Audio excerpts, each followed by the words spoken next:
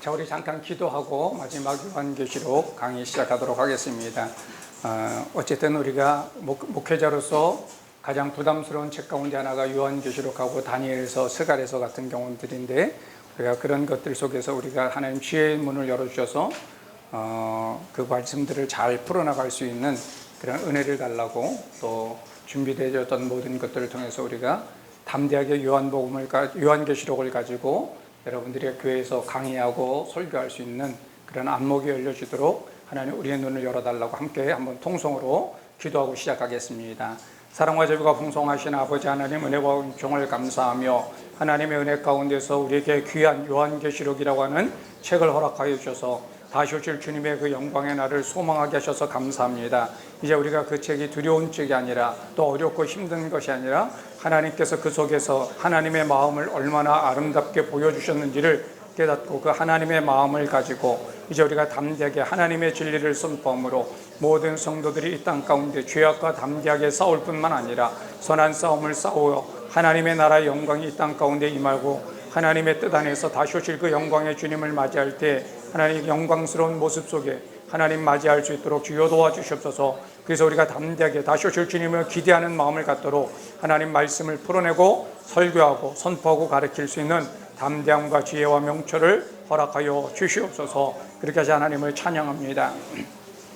예, 사랑과 자비가 풍성하신 하나님, 우리에게 요한계시록을 허락하신 하나님의 뜻과 섭리가 무엇인지를 함께 나누고 그 말씀 문맥을 통하여서 다시 한번 우리가 풀어나갈 때 우리에게 그 복음 속에 담겨진 예수 그리스도를 다시 한번 발견하는 귀한 은혜의 시간이 되게 하여 주시옵소서. 그렇게 하시 하나님을 찬양하며 예수님의 이름으로 기도하옵나이다. 아멘. 예. 우리가 어벤져스인가요? 저는 보지 못했지만은 거기 보니까는 SF 공상의 어떤 과학의 기술들을 입혀갖고서 굉장히 화려하게 화면상에서 나타나지만 실제 촬영하는 모습을 보니까 진짜 우습더라고요. 예.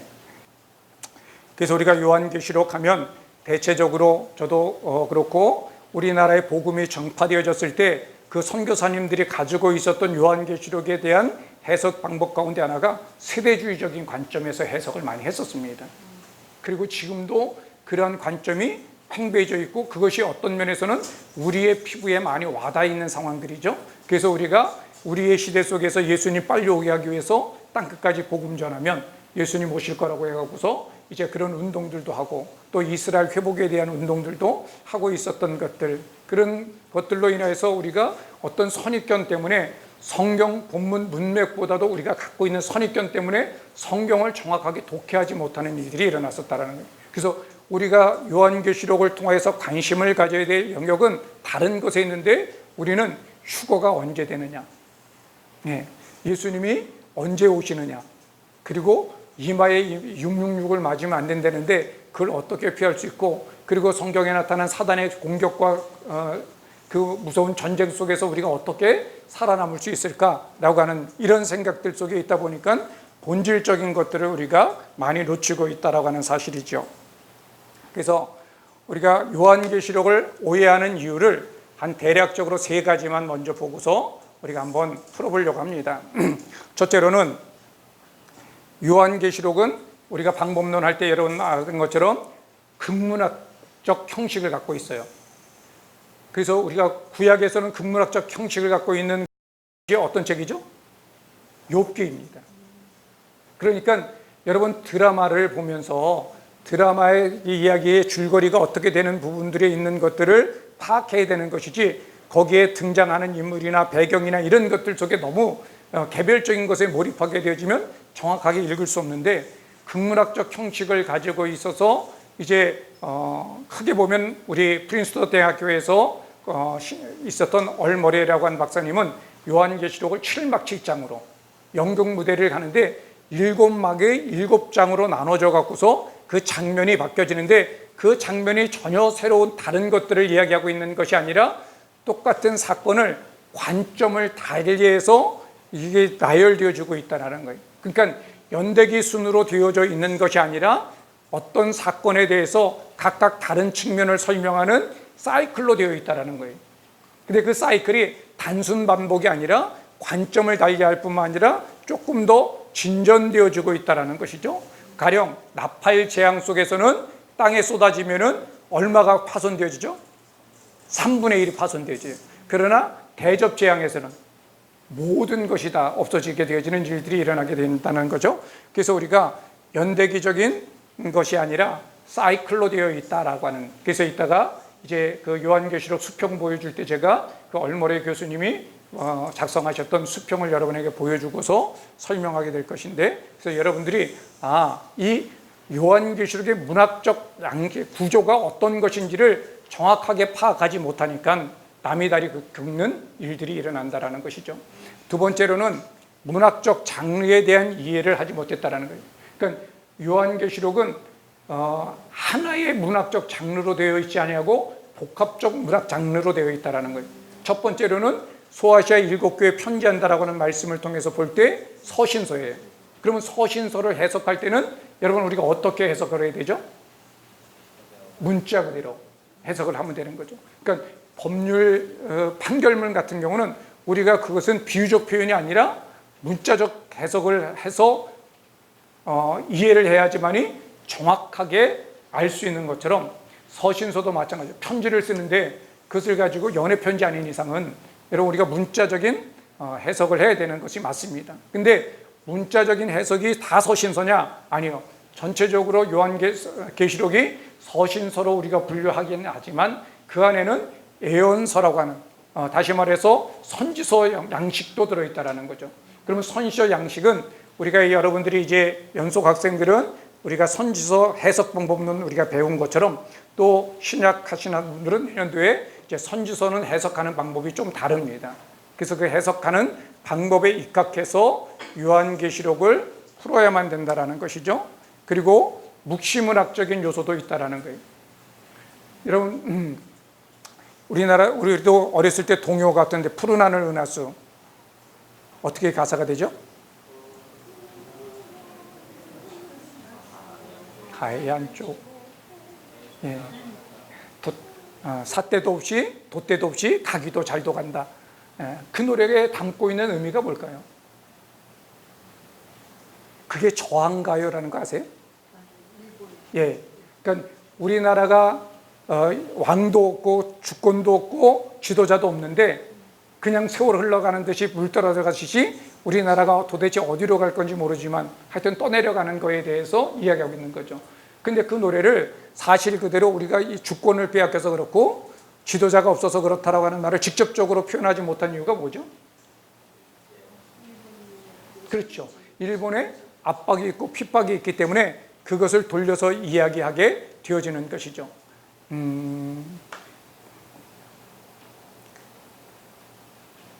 그 어느 변용로 선생님인가요? 그분이 이제 일본 경찰과 형사들을 개하고 날이라고 하는 표현을 했었대요. 그래갖고서 그분이 강의를 하는데 이제 일본 체제를 비판하는 아니면 사람들에게 독립정신을 고취하는 어떤 강연을 할까봐 이제 형사들과 경찰들이 와 있으니까 그 변영로 선생님이 옷을 벗으면서 봄이 와서 개나리가 펴갖고서 무척 덥네 그러고서 겨울에 옷을 벗었다라는 거예요. 그래서 다른 앉아있는 한국 사람들은 다 깔깔깔대고 웃었어요. 그 말은 뭐예요? 여기 일본 경찰과 형사가 와 있다라고 하는 것들을 은유적으로 이렇게 표현하는 것이죠. 그렇지만 그 일본 형사들이나 그런 사람들은 도대체 무슨 얘기하는지 이 추운 더위에 추운 날 옷을 벗고 그래? 라고 생각을 했을 거예요. 그러니까 요한계시록에도 그런 요소들, 비유적인 표현들이 있고 상징적인 표현들이 있다. 그래서 여러분들이 요한계시록 읽으면서 이 영역에 지금 어느 문학 장르에 해당되어지냐, 서신서에 해당되어진다라고 한다면 여러분들이 문자 그대로 이해해서 읽어가시면 되고, 그리고 만약에 그것이 선지서 영역에 있다고 한다면 이것이 비유적인 표현인가, 어떤 상징을 말하고 있는가 라고 하는 것들을 여러분들이 염두에 두시면 좋겠다라는 것이죠.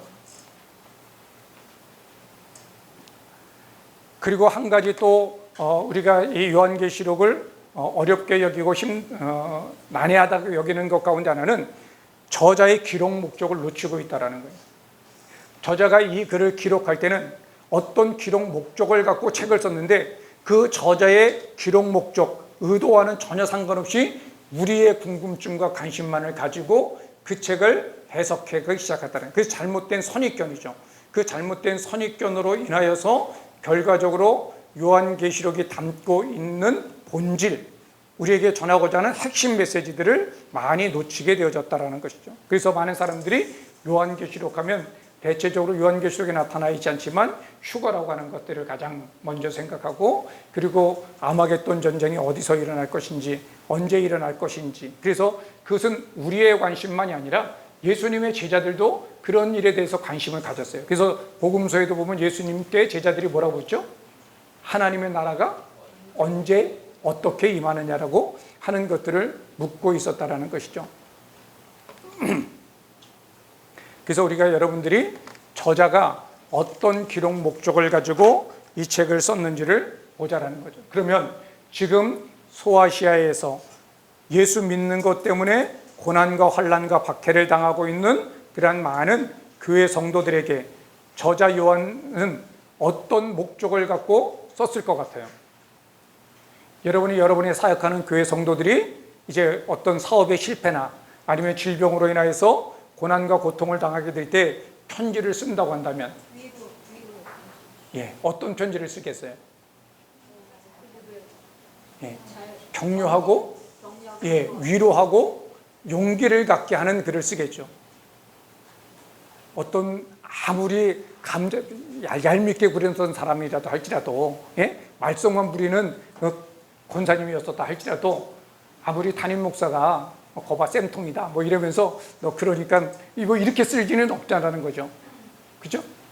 그런데 오늘 본문 말씀에 보면은 환난과 핍박 때문에 예수 그리스도의 믿음을 지키기 위해서 어려움 당하고 있는 7교회 가운데 요한이 어떤 마음을 갖고 이 책을 썼을까라고 하는 것들을 여러분들이 놓치지 않고 보면은 무엇을 통하여서 그들에게 믿음의 격려와 용기를 주려고 하는지를 알 수 있게 된다라는 사실이죠. 그러니까 우리가 귀납적 성경 연구 방법론에 입각한 가장 기본적인 것들을 놓치고서 현상적인 것들만 보다 보니까 우리의 선입견이 자꾸만 오해를 위해서 이게 난해하게 되고 복잡하게 되고 어렵게 되어졌다는 거예요. 여러분들이 이제 요한계시록 강의를 듣고 요한계시록을 다시 한번 읽어보면 성경 문맥 안에서 사도 요한이 거의 70-80%는 다 설명하고 있다는 거예요. 예를 들면 여러분 요한계시록 17장에 보면은 음료가 나와요. 17장 한번 볼까요?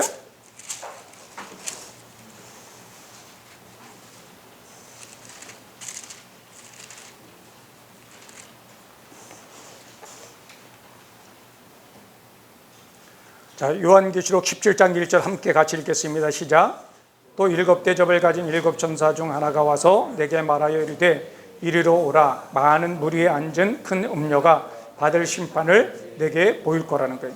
그럼 여기 있는 많은 무리에 앉아 있는 이 음료가 도대체 뭐냐라는 거예요.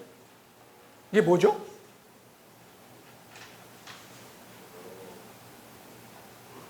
무리에 있는 여신상.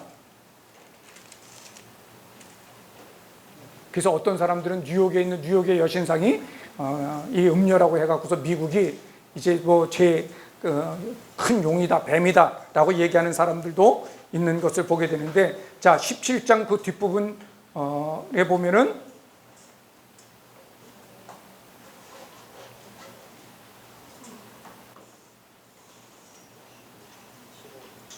몇 절이죠? 15절이요. 15절 함께 읽어보겠습니다. 시작.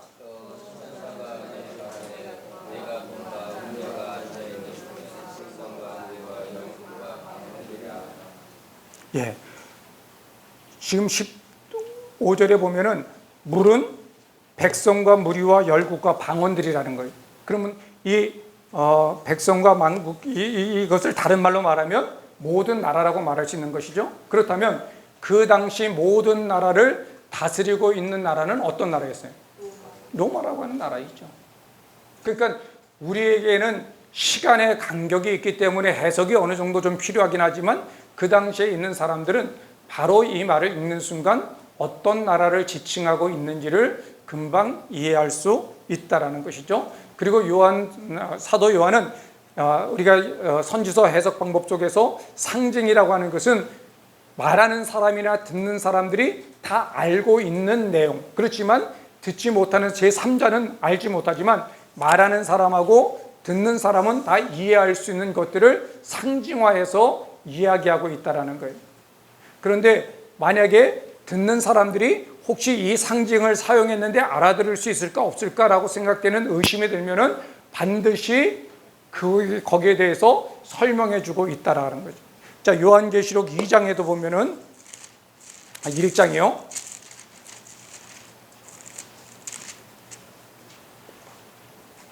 자, 1장 20절. 1장 20절에 보니까 함께 읽겠습니다. 시작.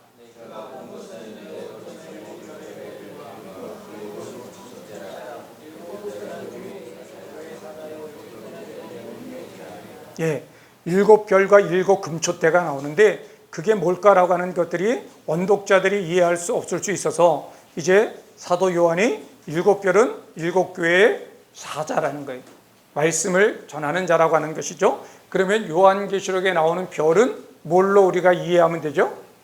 예, 교회 지도자들로 이해하면 문제가 없다라는 거죠. 또 촛대는 교회를 말하고 있다라는 거죠. 그래서 우리가 촛대라고 나오는, 그리고 우리가 12장에 보게 되면 이제 감람나무와 두 촛대가 나오게 되어졌을 때 그 촛대를 뭘로 보시면 돼요? 예, 교회로. 왜? 사도 요한이 1장에서 촛대는 교회라고 해석을 해놨기 때문에 우리가 그것은 저자가 그렇게 이야기했기 때문에 그대로 우리가 따라가면 문제가 없다라고 하는 사실이죠. 그래서 우리가 그 요한 계시록이 이제 연대기적인 것이 아니라 사이클이라고 하는 것들 가운데 이유 하나는 그 근거가 뭐냐면은 계시록 6장 12절 13절 한번 보세요.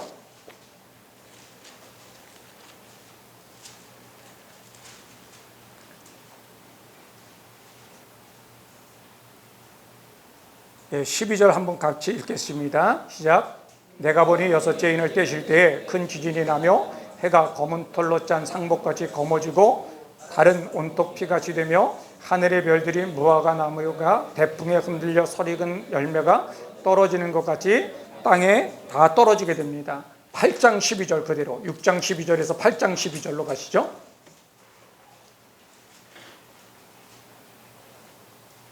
근데 나팔 재앙이 일어나게 될 때 12절 함께 읽겠습니다. 시작. 넷째 천사가 나팔을 부니 해 3분의 1과 달 3분의 1과 별들의 3분의 1이 타격을 받아 그 3분의 1이 어두워지니 낮 3분의 1은 비추임이 없고 밤도 그러하더라. 그러면 우리가 6장에서 해와 달과 별들이 다 떨어졌다고 한다면 다시 8장에 가서 그것이 다시 떨어지려면 어떤 과정이 반드시 중간에 있었어야 되죠? 예, 하나님이 다시 해와 달과 별을 만드셔야 되는 거예요. 다시 8장에서 떨어질. 그런데 하나님께서 어디도 다시금 재창조하셨다라고 하는 것은 없다라는 거예요. 그렇다고 한다면은 이것은 앞에서 떨어졌던 그 해와 달과 별이 떨어지는 상황과는 조금 다른 측면에서 나팔 재앙에서 설명하고 있다라고 하는 것들로 여러분들이 이해하시면 된다라고 하는 거죠.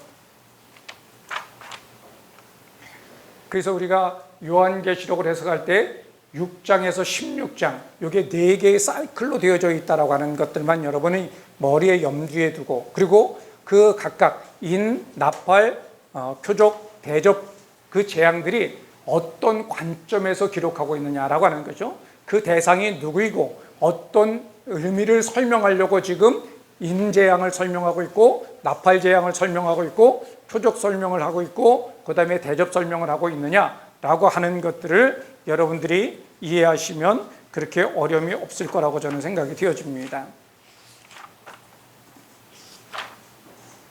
자, 여러분 한번 여러분들이 우리가 이제 앞으로 미래가 굉장히 바뀌어질 것 같아요. 그죠?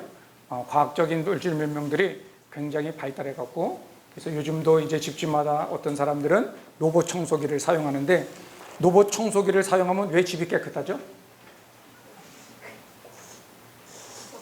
네, 구석구석 쫓아다니면서 치기 때문에. 네, 어떤 사람은 그러더라고요. 로봇 청소기를 두면 로봇 청소기가 청소할 수 있도록 집안에 떨어진 물건들을 다 주워놔야 되기 때문에 그래서 깨끗하다. 네, 우리가 바닥에 널려놓은 것만 정리해도 사실은 깨끗하게 보이죠. 자, 여러분들이 우리가 비행기를 타고 해외로 이렇게 다니는데 이제 비행기에 타보는 큰 비행기는 보통 몇 사람들이 타나요? 300에서 500명까지도 타죠. 어떤 비행기는 2층으로 되어 있어고 2층은 비즈니스석으로만 되어 있고, 그러면 거기에 사람들이 짐을 들고 타갖고서 위에 캐리어들을 잔뜩 싣게 되어지죠. 그리고 나서 그것만 실어 있나요? 아니요. 수출입하는 화물들도 우리가 타기 전에 비행기 안에 굉장히 많이. 그래서 어떤 비행기가 앞에 그것을 입을 떡 벌리고서 거기다가 지게차들이 들락날락거리면서 수많은 짐을 싣게 되어집니다. 그리고 나서 사람을 다 태우고 난 다음에 이제 그 제트 엔진에서 굉장히 그 열을 내고서 하늘로 올라갑니다. 여러분이 만약에 고려 사람이나 조선 사람이라면 그 시대 사람들에게 타임슬랩을 통해서 왔다가 김포공항에서 비행기가 뜨는 것을 보고서 그리고 가서 여러분 시대 사람들에게 설명한다 그러면 뭐라고 설명할까요?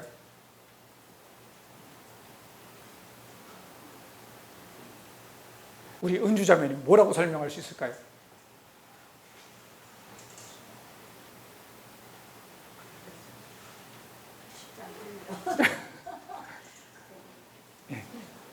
비행기라고 하는 개념은 이해할 수 없어요. 그러면 그 시대 사람들이 이해할 수 있는 개념은 뭐예요? 큰 새. 큰 새가 입을 똑 벌리고 수많은 짐들을 삼키고 사람들을 삼킨 다음에 그런 다음에 어떻게 해요? 공기에서 불을 뿜고 구름 위로 날아가더라. 그러면 그 시대 사람들이 보지 않은 사람들은 뭔가가 있긴 있는데 뭔가가 괴물 같은 것이 날아갔다라고 생각할 거 아니에요.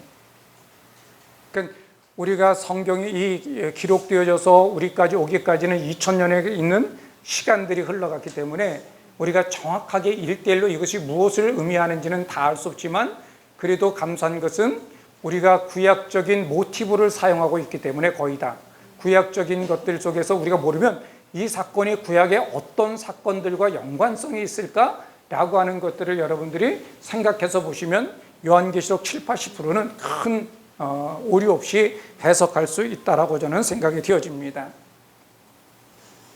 그래서 묵시문학 같은 경우는 여러분들이 이건 뭐 잘 아니까 미래적이고 인위적이고 익명성을 가지고 있고 상징성을 가지고 있고 선과 악의 대립 구조를 가지고 설명하고 있죠. 우리가 영화 같은 경우들, 영웅 영화들 보게 되면 선과 악의 대립을 통하여서 이제 최후의 의인이 승리하는 것으로 되어 있는 것처럼 또 비연대기적인 순서로 되어 있는데 요한계시록은 좀 달라요. 묵시문학은 사람이 어떤 것들을 말하기 위해 갖고서 창작했다고 한다면 요한계시록은 1장 1절에서부터 요한계시록이 어떤 책이라고 설명하고 있죠? 예수 그리스도의 계시라고 얘기하고 있습니다. 그러니까 이것은 예수 그리스도로부터 왔다라고도 말할 수 있고 예수님에 대한 계시라고도 우리가 볼 수 있는 그 조사를 주격으로 볼 것인지 소유격으로 볼 것인지에 따라서 이제 우리가 달라질 수 있지만 그러나 내용은 예수님에 관한 것이라고 하는 사실이죠. 그리고 묵시문학은 저자가 누구인지를 드러내지 않습니다. 익명성을 가지고 있는데 요한계시록은 저자가 누구라고 그래요?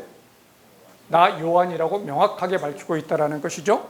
그리고 묵시문학은 악의 심판을 이야기하고 있다고 한다면 요한계시록은 하나님의 나라에 대해서 설명하고 있고요. 그리고 묵시문학은 자기에게 폐쇄된 공동체 속에서 자기네들끼리 은밀한 가운데 있지만은 이 요한계시록은 모든 사람들에게 읽도록 요청하고 있다는 거죠. 이 책을 읽는 자와 듣는 자와 그 말씀을 지키는 자에게 라고 말하고 있고 그 종들에게 이것은 다 드러냈다라는 거죠. 임봉에서 감춰진 우리끼리의 얘기가 아니라 온 열방 가운데 누구든지 이 복음 앞에 열려져 있다라고 하는 것을 말씀하고 있다라는 것이죠. 그러니까 우리가 요한계시록 1장 1절에서 이 요한계시록이라고 하는 책은 예수 그리스도의 계시라고 하는 말을 통해서 우리에게 서두에서부터 말하고 있는 것은 요한계시록의 그 전체적인 내용은 뭐다? 예수 그리스도가 어떤 분이고 무엇을 하실 것인지에 대해서 설명하고 있다는 거죠. 자, 우리가 그러면 성경에서 예수님이 이 땅 가운데서 행하신 일들과 가르쳤던 교훈의 내용들을 기록한 책들을 가리켜서 우리는 뭐라고 얘기하고 있죠? 복음서라고 그러잖아요.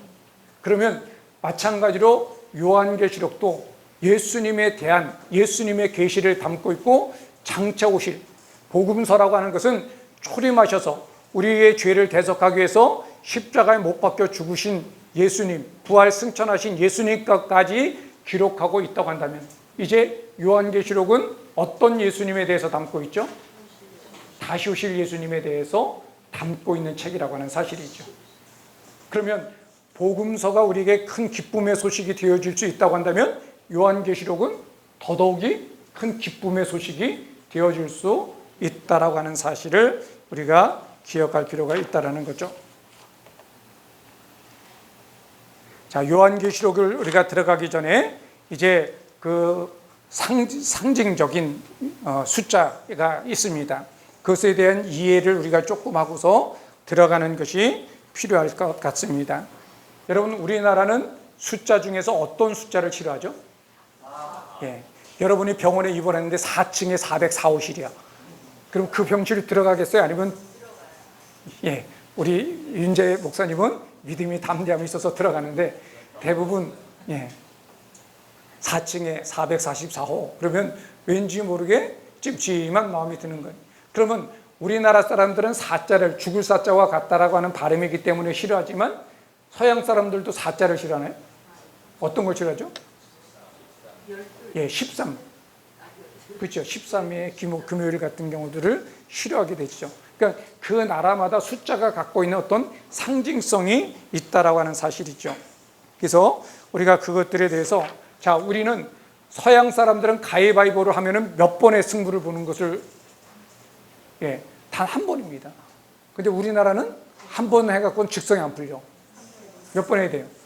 최근 3세판은 해서 그래야 결정이 나야 수긍이 되지. 한 번 하면 이게 내가 실수한 것 같고 뭔가 억울함을 당하는 것 같아서 3번 정도는 해야지. 그래서 윷놀이 하더라도 꼭 3세판은 가야 돼요. 자, 일이라고 하는 것은 독립이나 특별하다라는 것을 얘기하죠. 그래서 하나님은 한 분이시다라고 하는 것들 속에서도 우리가 꼭 숫자적인 개념이 하나라고 하는 것만 생각하지 말고 유대인들이 갖고 있는 숫자에 대한 생각 속에서 특별하다, 유일하다라고 하는 그런 의미들도 있다라는 것이죠. 자, 이라고 하는 것은 확인이나 격려, 증인이라고 하는 뜻이 있습니다. 그렇다고 한다면은 여러분, 예수님께서 제자들을 파송할 때 왜 둘씩 파송했죠? 한 사람의 증언은 그것은 그렇기 때문에 증인으로 예수 그리스도에 대한 복음을 증언하러 보냈던 사람들의 말이 참이다라고 하는 것들을 증명하기 위해서는 둘씩 보내야 되는 거예요. 그래서 2사람씩 둘씩 파송한 겁니다. 근데 우리는 그런 의미도 모르고 이제 혼자 가면 뻘쭘하니까 둘씩 짝 보내서 한 사람은 전도 대상자 붙들고 있고, 그래서 옛날에 우리 전도 훈련 보냈을 때 어떻게 하냐면 사람들이 그냥 이렇게 하면은 전도 복음을 안 듣고 가니까 한 사람은 먼저 그 사람에게 전도지를 주면서 받으려고 그러면 손을 꼭 잡고 있고, 그리고 우리나라 사람들은 정에 약해서 손을 뿌리치고 못 간대요. 그러면 한 사람이 얼른 이제 붙잡고서 복음을 손에 잡은 사람이 복음을 전할 때 한 사람은 무릎 꿇고 그 사람 발목을 잡고 있으라는 거예요. 복음을 전하기 위해서 하여튼 여러 가지 방법들을 쓰고 있고, 그래서 둘씩 나간다라고 그러지만 그 유대적인 사고 속에서는 2사람의 증인이 참되다라는 거예요. 그래서 어떤 사람들이 고소하게 될 때 한 사람의 증인으로 받지 말고 2사람 이상의 증인을 받으라고 얘기하고 있는 것이죠. 자, 우리가 요한복음에 보면은 예수님의 그 증언 가운데서 유독 다른 복음서에 없는 디두모라고 하는 도마의 이야기를 하게 됩니다. 그 도마가 뭐라고 그러죠? 내가 예수님을 어떻게 확인할 수 있다고요? 그분의 옆구리에 손을 넣어보고 못자국에 확인해 봐야 된다라고 하는 것이죠. 근데 그 디두모의 도마의 이름의 뜻이 뭐죠? 쌍둥이라고 하는 뜻이 있습니다. 그 자체로는, 그러니까 그 표현은 도마가 의심 많다라고만 얘기하는 것이 아니라 도마가 쌍둥이라고 하는 그 이름을 가지고 중의적인 표현, 이중적인 의미를 갖고 있는 거예요. 그러니까 도마는 쌍둥이이기 때문에 2사람이기 때문에 도마가 예수님은 나의 주 나의 하나님이라고 고백하면 그 증인은 어떻다고요? 참되다라고 하는 의미도 그 이름 자체에 담겨져 있는 겁니다. 그러니까 우리가 그런 것들을 모르면 그냥 도마는 의심 많은 사람으로만 우리가 평가되어지는 거죠. 그러니까 저자가 그런 부분들을 통해서, 그러니까 우리가 히브리적 사고와 헬라적인 사고에 대해서도 여러분들이 공부하시면서 특별히 그런 것에 대해서 기록된 책들을 통해서 어떤 것들을 좀 집어낼 필요가 있다. 왜냐하면 헬라적 사고는 사실이냐 아니냐가 중요하다고 하면 히브리적인 사고는 어떤 의미가 있느냐가 더 중요하다라는 거예요. 그러니까 사실, 그래서 히브리적 사고 속에서 기록되어질 때 시간 연대순을 뒤집히는 부분도 아무 문제가 없습니다. 예레미야서 같은 경우는 시간 연대순으로 기록되어 있지 않아요. 그래서 여러분들이 예레미야서를 해석하게 될 때 이것이 언제인데 왜 앞으로 와 있는지, 그것은 곧 이 일들이 미래에 일어날 일이지만 지금 일어난 것처럼 분명하게 하나님께서 정하셨기 때문에 그 일이 성취될 것이라고 하는 것을 말하기 위해서 뒤에 있는 사건을 앞으로 끌어와 갖고서 현재 일어난 것처럼 설명하고 있는 내용들도 있다라고 하는 것이죠. 자, 3이라고 하는 것은 완전함, 하늘의 수를 말하고 있죠. 그래서 삼위일체 하나님을 말하고 있고, 그래서 우리가 저 카메라도 세 발이 되어졌을 때 가장 안정적으로 이제 되어 있죠. 평평하지 않아도 3발이가 되어지면은 어떤 기울기도 맞출 수가 있어요. 근데 저게 다리가 4개가 되어지면 그 균형 잡는 것이 보통 어려운 것이 아닙니다. 그렇기 때문에 3이라고 하는 것 속에는 완전함이라고 하는 뜻도 있고, 이제 4라고 하는 것은 동서남북을 말해서 땅의 숫자, 그래서 하늘과 땅의 숫자가 합해진 것이 7이 되어져서 완전 숫자라는 거예요. 그래서 여러분들이 완전함이라고 하는 꼭 7개만을 말하는 것이 아니라 그것으로 완전하다라는 거예요. 그래서 여러분 요한복음을 보게 되시면 요한복음에 예수님께서 행하셨던 모든 기적들을 다 기록하면은 이 땅에 쌓아놓을 수 없을 만큼 많은 것들이 있지만은 사도 요한은 몇 가지의 표적을 통하여서 예수님이 하나님의 아들 되심을 증거하겠다라고 얘기해요? 7가지예요. 그 말은 7개의 사건만을 가지고서 예수님이 누구신가를 설명하겠다라고 하는 것이 아니라 7가지의 표적을 가지고서 예수님에 대해서 설명하면 뭐하다? 완전하다라는 거예요. 그분이 어떤 분인지를 충분하게 설명해낼 수 있다라고 하는 중의적인 의미가 그 속에 담겨져 있다라고 하는 거죠. 그래서 요한계시록에 보면 7교회가 나오면은 소아시아의 7교회만 우리가 생각하는 것이 아니라 실제적인 현상으로는 7교회지만 그 땅에 있는 모든 교회들을 다 완전한 모든 교회들을 포함하고 있는 것이죠. 7영도 마찬가지로 그것이 성령을 말하고 있지만은 그것은 완전한 영이라고 하는 뜻이 그 속에 담겨져 있다라고 해서 여러분들이 요한계시록을 읽을 때 숫자적인 개념을 머릿속에 좀 가지고 있어야 되죠. 자, 7에서 하나가 부족하면 그 수는 뭐죠? 결여가 되어 있기 때문에 불완전한 수, 인간의 수가 되어지는 거예요. 그래서 666이라고 하는 것은 이제 게마트리아라고 하는 방식 속에서 내로를 말하고 있지만은 그러나 또 다른 말로는 인간의 숫자라고 하는 불완전한 뭔가를 지칭하고 있는 것이라고 여러분들이 이해하시면 되고, 인간의 숫자이기 때문에 악을 대표한다라고 하는 것이죠. 자, 12이라고 하는 것은 12지파 12사도. 그래서 이스라엘 12지파, 예수님께서 제자들을 택하실 때도 12명의 제자를 택하셔요. 그리고 그 중에 하나가 가룟 유다가 예수님을 배반하고 떠나가서 목매어 죽게 되어집니다. 그러면 예수님 부활하셨고 승천하셨으니까 굳이 그 숫자를 채울 필요가 없죠. 그런데도 사도행전에 보면은 그 한 사람을 메꾸어서 12를 만들어요. 그 12의 숫자로 채워진 사람의 이름이 누구죠? 마띠아예요.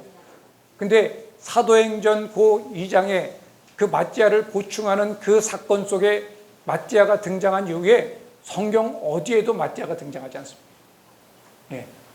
그분은 어떤 역할이죠? 예수님의 제자가 12이라고 하는 12지파의 그 의미를 계승하고 있다라고 하는 것을 이제 증명하고 있는 거죠.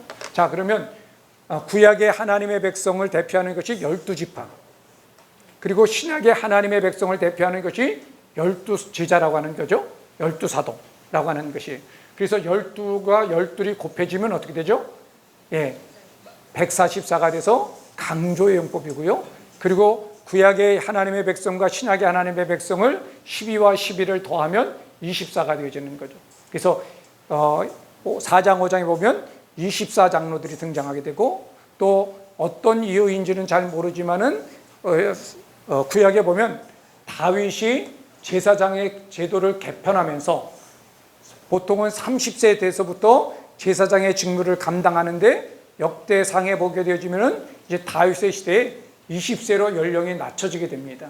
낮춰지면서 뭐라고 되어 있어요? 더 이상 언약궤나 성전의 기물을 매일 필요가 없기 때문에 20세 이상의 사람으로 하면서 이제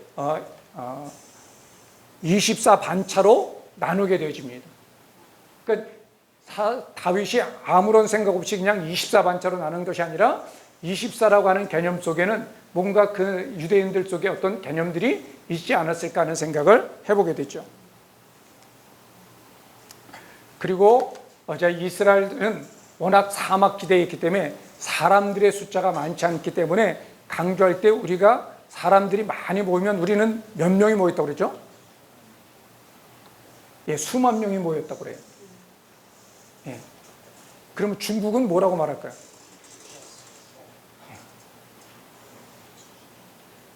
그러니까 인구가 적은 나라는 조그만 땅덩어리에 있는 사람들은 수백 명만 모여도 굉장히 많이 모였다고 할 거예요. 예? 그러니까 이스라엘 같이 사막지대에 살아가는 사람들은 수백 명, 수천 명만 모여도 굉장히 많은 것들을 의미하죠. 그러니까 천이라고 하는 것은 굉장히 많다라고 하는 의미가 담겨져 있는 거죠. 그러니까 우리나라도 보면 수만보다 수억이 더 많잖아요. 근데 우리가 수억 명이 모였다고 안 그래요. 왜? 우리는 끌어모아도 수억이 안 되니까.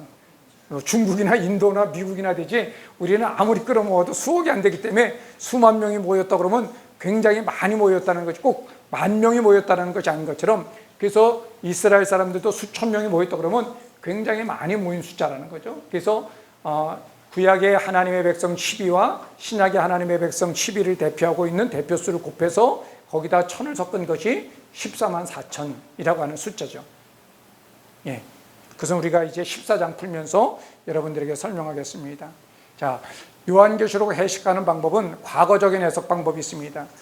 1장부터 18장은 과거의 사건이고, 이제 19장 바벨론의 멸망서, 음료의 멸망서부터가 앞으로 장차 아마겟돈 전쟁에서부터 일어날 것이라고 하는 세대주의적인 사고방식 속에서 풀어가는 것이 과거적인 해석 방법이고요. 현재적인 해석 방법은 7교회를 가지고 그 각 교회가 각 시대를 표현하고 있다는 거예요. 그래서 예수님이 승천하시고 난 다음에 그 천년의 시대를 예배소 시대, 그리고 지금 우리가 살고 있는 시대가 무슨 시대? 마지막 교회 7교회 가운데 하나인 라오디게 교회의 시대라고 하는 그런 얘기도 여러분 들어보셨나요? 예. 그러니까 7교회를 시대별로 구분해 갖고서 시대를 특징하는 것으로 설명하는 해석 방법이 현재적인 해석 방법이고요. 또 미래적인 해석 방법은 1장부터 3장까지가 과거의 사건이고, 이제 4장 하늘의 예배소부터가 미래에 장차 일어날 사건이라고 하는 것으로 해석하는 것이 미래적 해석 방법이고요. 이상적인 해석 방법은 1장부터 3장은 실제적으로 사도 요한이 사역했던 당시 도미티안 황제의 핍박 가운데 있었던 소아시아 7교회에서 일어났던 일들이고, 4장부터 22장은 이제 예수님 초림에서부터 재림까지의 그 가운데 있는 시대 속에 교회가 겪어야 될, 교회가 감당해야 될 여러 가지 사건들이 일어나는 것들을 상징적인 의미로 보고서 풀어가는 방법입니다. 그러니까 우리는 이제 그 마지막 방법에 입각해서 본문을 우리가 보도록 할 것입니다. 예. 자, 이런 배경을 가지고서, 자, 요한계시록을 오해한 이유 가운데 하나가, 첫째는 문학적인 구조를 이해하지 못해서 그렇다. 그래서 연대기 순으로 우리는 이해하려고 하는 성향이 있습니다. 아마 여기서 우리가 예레미야서 같은 경우가 연대가 섞여 있는 것을 모르신 분도 있었을 거예요. 그냥 순서대로 되어 있으니까 시간 순서대로 기록되어 있을 거라고 당연시 여기는 마음들이 있었을 거예요. 그런데 나중에 여러분 구약 공부하다 보면 그것이 이제 뒤에 사건이 앞으로 있고 앞에 있는 사건이 뒤로도 가 있다라고 하는 것들을 보기 때문에, 여러분 예레미야서는 이게 언제 연도 속에 있었는지, 에스겔서 같은 경우도 이제 우리가 그렇게 보셔야 되고요. 그리고 그 다음에 문학 장르가 여러 가지인데 한 가지 장르로, 그래서 시는 시대로 해석해야 되고, 우리가 수필은 수필대로 해석을 해야 되는데 그것을 갖다 짬뽕으로 해석했기 때문에 문제가 생겨났다라고 하는 것. 마지막으로는 저자의 기록 목적을 우리가 간과하고, 내가 갖고 있는 선입견이나 내가 궁금한 것, 내가 알고 싶은 것들을 그 속에서 찾아내서 짝 맞추다 보니까 알레고리적인 해석이 되어졌다는 것이죠. 그러니까 666이 어떤 때는 신용카드가 되기도 하고 또 그것이 베리칩으로 바뀌기도 했고 그 다음에 이제 뭘로 갈지는 또 모르겠어요. 그러면서 이렇게 자꾸 그때마다 달라진. 그래서 우리가 구약 선지서 해석하게 될 때 어떤 예언의 성취는 그 예언에서 가장 가까운 시기에 일어난 사건, 이례적인 사건으로. 왜냐하면 그 사건이 계속적으로 바뀌게 되지면 이제 그것은 코에 걸면 코골이고 귀에 걸면 귀걸이가 되어져서 그것은 전혀 아무런 의미가 없다라고 봐도 된다는 거죠. 이런 해석 원칙을 따라서 우리가 성경을 해석해야 되는데 사람들이 입맛에 맞게끔 해석을 하게 되는 그런 경우들을 보게 됩니다. 신천지가 14만 4천에 대한 해석, 이필창 교수님이 그것을 가지고 구약의 하나님의 백성과 신약의 하나님의 백성을 총칭해서 수많은 사람이라고 하는 것들을 14만 4천이라고 하는 것을 그들은 자기네들이 성경에 기록된 것은 문자 그대로 실질적으로 14만 4천이라고 얘기를 했습니다. 그래서 14만 4천을 모으기만 하면 이제는 신천신지가 온다고 그랬는데 문제는 지금 신천지가 14만이 넘었어요. 그래서 뭐라고 얘기를 하는 거 아세요? 예, 진짜 알곡과 쭉정이를 가르는 그 시험을 하는데 그래서 전도 못하면 벌금 100만 원 헌금해가지고 뭐 이렇게 해서 거기서 우리가 신천지 못 살겠다 그래서 새천지가 또 떨어져 나갔어요. 이제 또 뭐가 떨어져 나갈지 모르겠어요. 근데 여러분 요한계시록 14장에 보면 14장 한번 보고 우리 쉬도록 하겠습니다. 요한계시록 14장. 그들의 말로 14만 4천이 정말로 실제적인 숫자고 문자 그대로 해석해야 된다고 한다면 14장 1절 한번 같이 읽어보겠습니다. 시작. 또 내가 보니 보라 어린 양이 시온산에 섰고 그와 함께 14만 4천이 서 있는데 그들의 이마에는 어린 양의 이름과 그 아버지의 이름이 쓴 것이 있더라는 거예요. 그러면 14만 4천이 진짜 실제의 숫자라면 그 사람들 이마를 다 까서 보세요. 그 이름이 없으면 이 성경 구절 떼고서 이 이름 없는 거 보니까 너희들 신천지인이 아니다. 너희들 버림받은 사람이다. 거기 신혼 입고 있다고 해서 저절로 되고 금넥타이 메고 있다고 해서 저절로 영적 백성이 되는 것이 아니다. 라고 얘기를 해야 되는 것이죠. 그러니까 우리 지금 지숙자매님이 그 천안에 가서 신천지하고 성경 갖고서 일자 맞대응 하자라고 했는데 그들이 응하는 척은 했습니다. 왜냐하면 이만희 이름으로 각 교회들마다 이제 성경을 가지고서 누가 옳은지를 대결하자고 해서 보냈어요. 그렇기 때문에 그것은 내부 결속용이었지 실제적으로 맞짱 떠서 성경 토론하려고 하는 것은 아니었습니다. 왜? 몇 번 이만희 씨가 성경 토론하다가 망신당했기 때문에 절대로 나오지 않습니다.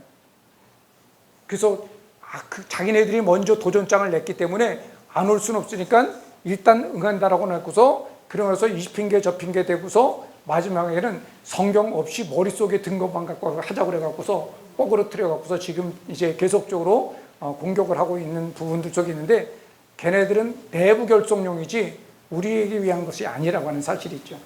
그러니까 여러분들이 그런 것들을 잘 좀 보시면서 우리가 요한계시록을 많이 설교하고 많이 가르쳤으면 좋겠다라는 마음이 있습니다. 그래서 이런 배경 속에서 이제 우리가 비아라이하고 본문 들어가도록 하겠습니다. 우리 15분 동안 쉬고 25분에 강의 시작하겠습니다. 예.